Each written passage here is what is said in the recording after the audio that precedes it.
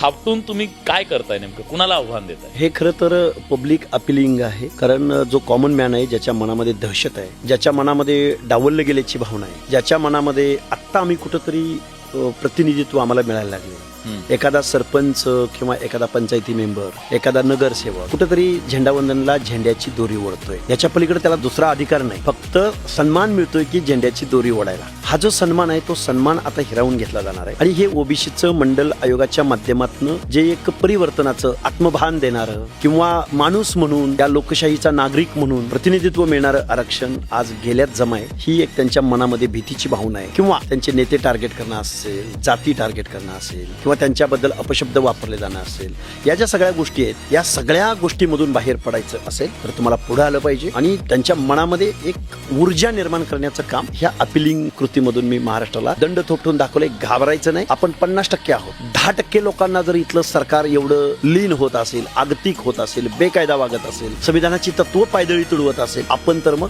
50-60% आणि आपण जर एक झालो तर यांची काय बॅद आहे आपल्याबाबत असं वागण्याची, ही एक माणसाच्या मनामध्ये कॉन्फिडन्स देण्यासाठी हा दंड थोपट.